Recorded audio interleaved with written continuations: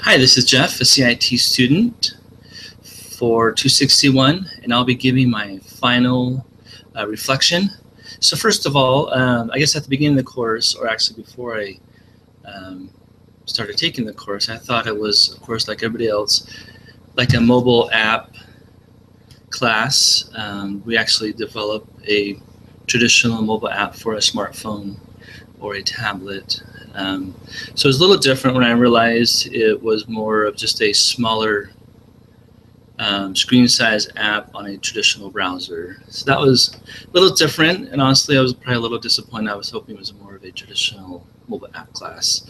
And then of course when we got the email from Brother James, it talked about how this was not the traditional lecture test type course. It was more of a self-taught. There is no reading materials, no videos, no books. Just kind of as your team, you develop the app. So that had its pluses and minuses. That probably not my favorite way to take a class, but it was interesting, and I really relied on my team, and we had to work together and research things. I had research things on my own, which is very important for the professional world. So what I learned about learning was, again, I prefer the traditional format, although it's very important in the IT world to know how to research things on your own. I do that in my current job. I do some IT work in my current job, and there's no one there to ask. I mean, sometimes you're developing things that have never been developed before, and you can't just call your boss or call a friend or even research things on the internet. Sometimes it's just not available, and you have to go trial and error, take pieces of information you can gather to make something work until it works. And so that's an important part of learning. So I think a balance would be nice for some classes like this, but I can definitely see the benefit of this style of class. It was a little frustrating at times, as I've had with other CIT courses, where again, there's not a lot of information. So I guess that's part of the learning process, of being frustrated and researching it and figuring out for yourself how it works. Maybe working with your team or discussion boards and seeing how things work. But it does get a little frustrating, but that's life. That's how you learn to work through these challenges and you grow. So how this class has helped me for my professional career, I kind of already talked about, just learning how to research things on your own, how to work with a team, the different dynamics of a team.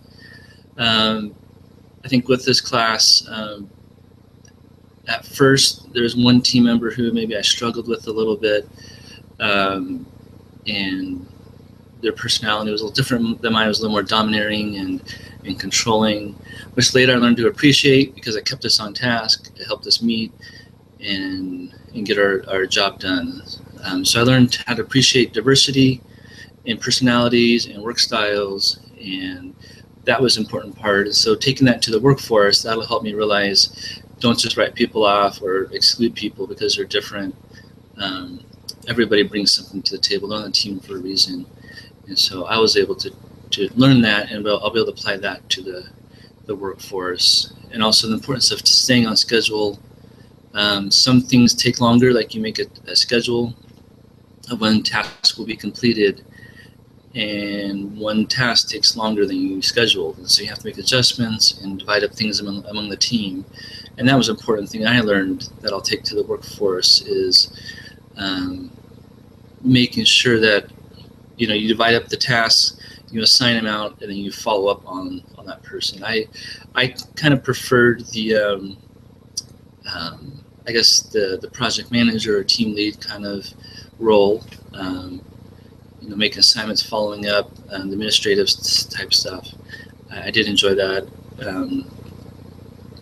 And then some of the problems we ran into was the original idea was to have flip animation that would, for our app, that would work like a flashcard, and having it keep score throughout the game, where we test kids' math skills and they get hints on how to learn math. And So we had to make adjustments to that, taking code that worked for one file and then having it work for other files, kind of like how Ajax does, having local storage or flip animation work on other files. That was challenging to us. And we basically just had to modify our plan. There wasn't enough time to learn that or enough resources to get us through that. And so we had to modify our app a little bit to make it work and meet those concepts. So what worked? What didn't work? I think I've already kind of mentioned that some of the challenges we face as a team and the coding topics, working through those. Things I would avoid in the future are, I guess honestly, taking a class where it's purely teach yourself. Again, I learned some things from it. I benefited from it, but it's not, I guess, my preferred way to learn, even though that's a big part of the professional world. I think before somebody can learn that way, they have to have a good foundation, especially in programming and IT. You have to have a really solid foundation, and then you can kind of research and teach yourself. Without that foundation, there's just a lot of struggling and frustration and not a lot of progress. I would also, in the workforce, what I would do different or avoid is I would make sure I had a really solid team. Sometimes you don't have control over that, but if I had any influence over the team, I would approach the manager, or if I was a team lead, I would make sure that I had a really, really good team and make sure that they're diverse, understand the project and what the project entails and the concepts and the tasks involved. Make sure you have somebody on the team that was a expert or a good resource for all that. And then it doesn't hurt, especially in the workforce, to reach outside the team and get help from others, pull people in just for a particular piece of the project, and then they can go back to their job. I think another thing I would do is make sure I was more supportive of the team. Sometimes in teams and projects, there's stress of timelines and things not working. Team members can get kind of frustrated with each other. I did that a little bit, and I think just being supportive of the team right from the get-go, having a positive attitude makes a huge difference. And one person can just spoil the whole team and make it miserable for everybody. And so that's something I think I would just keep in mind and make sure I apply in the future. So that was a good learning experience. Overall, my experience was positive. I think as a team, we pulled through. There were those challenges I mentioned, but we were able to develop the app, have something good to turn in. It worked, it functioned, it did what it was supposed to do for the most part, except for a couple small changes. But I think in the end, we worked really good together. We were able to make assignments, follow up on those assignments, get them done, and that was really the key, because one person could not have done the app by themselves. We really did rely on every team member to pull their weight and do their part. So I understand that, talking to some other CIT students, that doesn't always happen. Team members don't come to the meetings, they can't get the assignments, they don't do their part of the project.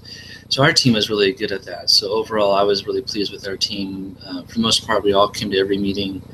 For the most part, we followed through on our assignments. And then if one person struggled, the other person stepped in and took over that part of it. So that was really a neat experience to see that happen. I felt that, excuse me,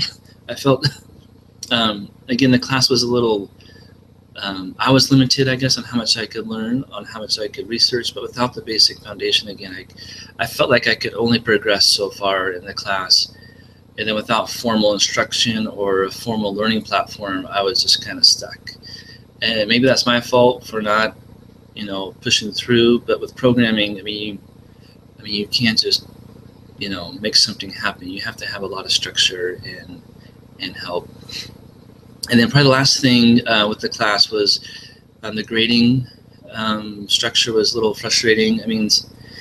You'd kind of get positive feedback. You'd get good scores on your sharing videos, your different things you turned in throughout the semester, but then you still have an F in the class. And as of today, I still have an F in the class, even though I've gotten pretty much high scores on everything I've turned in, including the coding topics and recently the app and other things I've turned in, the group presentation.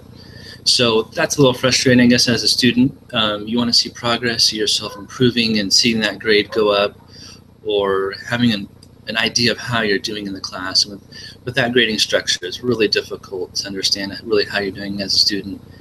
And so that could be improved. But overall, it was a positive experience, and I was able to learn a lot of coding topics. I had no idea what they were before. So that's probably another good benefit I failed to mention. That was probably one of the biggest pluses, is learning those coding topics and getting a good foundation of how those work, why they're used, and when they're used. So that was really neat to be able to do that. So anyways, thanks for watching my final reflection, and I hope it gives some insight, and thank you very much.